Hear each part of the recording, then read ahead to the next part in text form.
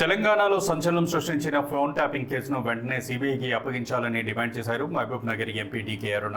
రంగారెడ్డి జిల్లా ఫరూక్ నగర్ మండలం కమ్మధనం ప్రభుత్వ పాఠశాలలో డాక్టర్ శ్యామ్ ప్రసాద్ ముఖర్జీ వర్ధంతి సందర్భంగా ఆమె మొక్కలు నాటారు. అనంతరం డీకే అరుణ మాట్లాడుతూ ఫోన్ ట్యాపింగ్ ద్వారా ఒకరి స్వేచ్ఛని హరించడం చాలా దుర్మార్గమని, సిబిఐ విచారణ చేసే దోషులు ఎవరో వెంటనే తెలిసే అవకాశం ఉందని అన్నారు.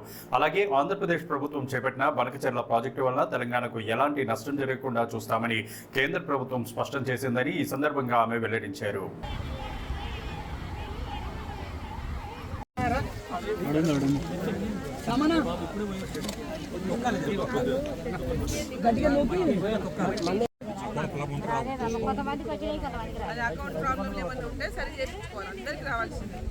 అన్ని సరే ఉన్నాయి కానీ అక్కడికి వెళ్ళే పడలేదు.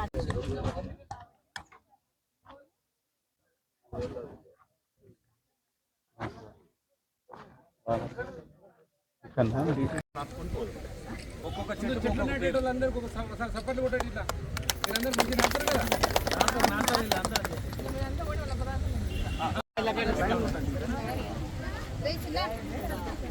నమస్కారం మేడం. నమస్తే.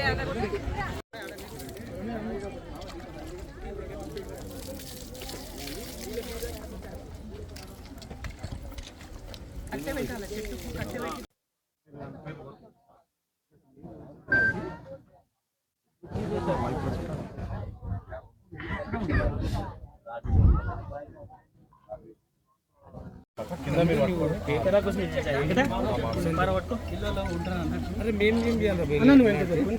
ఫోటో తీసుకోండి.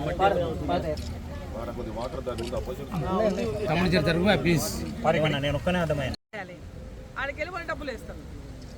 ఇక్కడ ఉన్నోళ్ళు రాస్తే వాళ్ళు అడికి వెళ్ళి వేస్తారు. ఇక్కడ ఉన్నోళ్ళు కరెక్ట్ రాయాలి.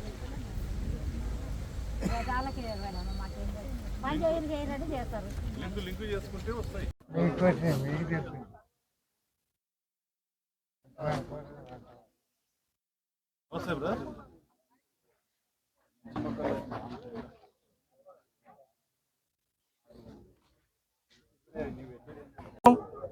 మరి ఉపాధి హామీ పనులకు నిధులు ఇస్తున్నటువంటి కేంద్ర ప్రభుత్వం నిధులను రాష్ట్ర ప్రభుత్వం ఇక్కడ వాటిని మరి పెద్ద ఎత్తున కార్యక్రమాల్లో ఉపాధి హామీ పనులని ఎంపిక చేసి ఆ ఉపాధి హామీ పనుల ఎంపికలో ఎంతో పెద్ద ఎత్తున మరి కూలీలు దీంట్లో పాల్గొంటున్నటువంటి నేపథ్యంలో మరి దీన్ని క్షేత్రస్థాయి వరకు కూడా వాళ్ళందరూ ఏంటంటే మాకు పని దొరకలేదు, ఇక్కడ ఏం పనులు లేవు, ఇక్కడ ఎలాంటి పనులు ఉపాధి హామీ పని తప్పితే మాకు వేరే పనులు కూడా చేసుకోవడానికి ఏమీ లేవు, కాబట్టి మాకు ఈ యొక్క ఉపాధి హామీ పనుల్లో రెగ్యులర్గా ఇక్కడ పనులు కల్పించాలని వాళ్ళు కోరడం జరిగింది. ఆ దిశగా ప్రభుత్వం కూడా ఈ యొక్క ఉపాధి హామీ పనుల యొక్క అంటే ఏ గ్రామంలో ఏ రకమైనటువంటి పనులు ఇంకా మిగిలి ఉన్నాయి, ఏ రకమైనటువంటి పనులను వీరికి ఉపాధి కల్పించవచ్చనే విషయాన్ని కూడా రాష్ట్ర ప్రభుత్వం దృష్టి కూడా నేను కలెక్టర్ గారి దృష్టి కూడా తీసుకెళ్తానని చెప్పి వాళ్ళకి చెప్పడం జరిగింది. వారి ఈ మొక్కలు నాటే కార్యక్రమంలో పాల్గొంటూ ఇక్కడ పెద్ద ఎత్తున వచ్చేసినటువంటి మహిళలు మేము కూడా ప్రతి ఒక్కరము చెట్టు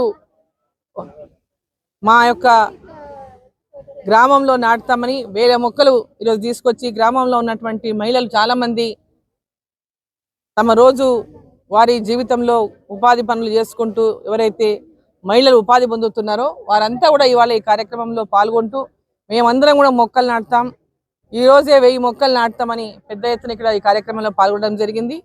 అదేవిధంగా ఈ యొక్క గ్రామంలో పాఠశాల సమాధానం ప్రభుత్వ పాఠశాలల్లో విద్యార్థులు టీచర్స్ అందరూ కూడా ఈ యొక్క మొక్కలు నాటే కార్యక్రమంలో పాల్గొన్నారు. మరి ఇక్కడ వాళ్ళ యొక్క ఉపాధి హామీ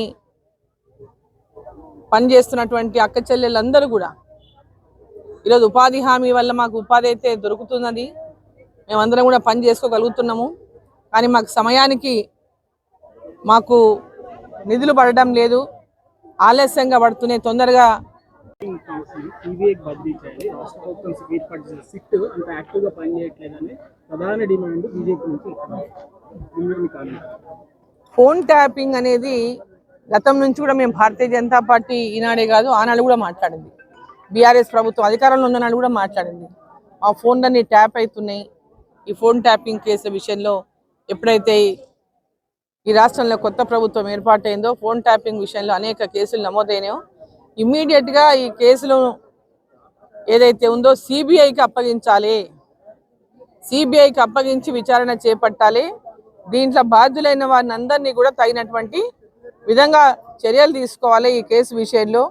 ఎందుకంటే ఒకరి ప్రైవసీని కంప్లీట్గా ఒకరు హరించడం అనేది చాలా దుర్మార్గం. భార్యాభర్తలు మాట్లాడుకున్నటువంటి సందర్భంలో కూడా ఫోన్లు ట్యాప్ కాబట్టాయి. సో ఇది ఒకరి కంప్లీట్గా వారి స్వేచ్ఛను హరించడమే తప్ప రాజకీయ కారణాల చేత పేర్లు చెప్పి రాజకీయ కారణం ప్రతి ఒక్కరి మామూలు కార్యకర్తల ఫోన్లు కూడా ట్యాప్ చేయబడ్డాయి. ఎన్నికల సందర్భంగా ప్రతి ఒక్క భారతీయ జనతా పార్టీ కార్యకర్తలు కానీ మా ఫోన్లతో పాటు అనేక మంది కార్యకర్తల ఫోన్లు కూడా ట్యాప్ చేయబడ్డాయి. సో ఈ ట్యాప్ చేసినటువంటి వాళ్ళకి ఎవరెవరికి సంబంధం ఉందో అవన్నీ వివరాలు బయటపడాలంటే ఖచ్చితంగా సిబిఐ ఎంక్వైరీ జరగాల్సిందే. సిబిఐ ఎంక్వైరీ చేయడానికి రాష్ట్ర ప్రభుత్వం కూడా సిబిఐ ఎంక్వైరీని వెల్కమ్ చేయాలా, ఎంబడే సిబిఐ ఎంక్వైరీకి దీన్ని అప్పగించాలి.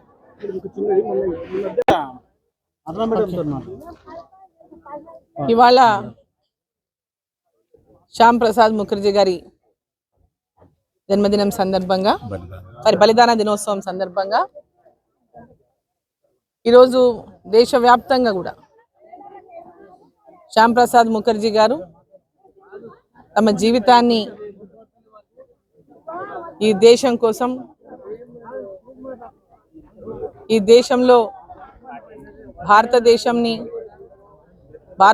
రాజ్యాంగం, భారతదేశానికి ప్రధాని ఒకరే ఉండాలనేటటువంటి నినాదంతో 370 ఆర్టికల్ని రద్దు చేయాలనేటటువంటి అనేక పోరాటాలు చేసి తన జీవితాన్ని బలిదానం చేసినటువంటి శ్యామ్ ప్రసాద్ ముఖర్జీ గారు వారి స్ఫూర్తిగా ఇవాళ నరేంద్ర మోదీ గారు 370 ఆర్టికల్ని రద్దు చేసి అలా దేశవ్యాప్తంగా కూడా వారి బలిదాన దినోత్సవానికి స్మారక దినోత్సవంగా ఈ యొక్క చెట్లు నాటే కార్యక్రమాన్ని, మొక్కలు నాటే కార్యక్రమాన్ని భారతీయ జనతా పార్టీ దేశవ్యాప్తంగా కూడా ఈ కార్యక్రమాన్ని చేపట్టింది.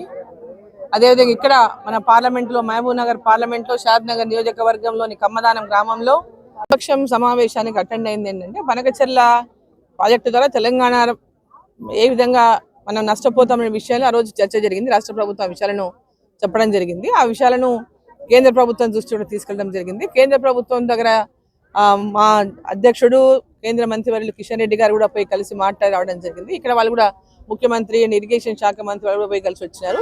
తెలంగాణకు ఎట్టి పరిస్థితుల్లో అన్యాయం జరగకుండా చూస్తామనేటువంటి మాట స్పష్టంగా కేంద్ర ప్రభుత్వం ఇవ్వడం జరిగింది. ఈ ప్రాజెక్టు వల్ల తెలంగాణకు ఎట్టి పరిస్థితుల్లో కూడా ఎలాంటి నష్టం జరగనివ్వము. ఈ ప్రాజెక్టు కాదు, ఏ ప్రాజెక్ట్ అయినా తెలంగాణకు ఏదైనా నష్టం జరుగుతుందంటే ఆ నష్టం జరగకుండా చూసే బాధ్యత మాదని చాలా స్పష్టంగా చెప్పడం జరిగింది ఎన్డీఏ ప్రభుత్వం.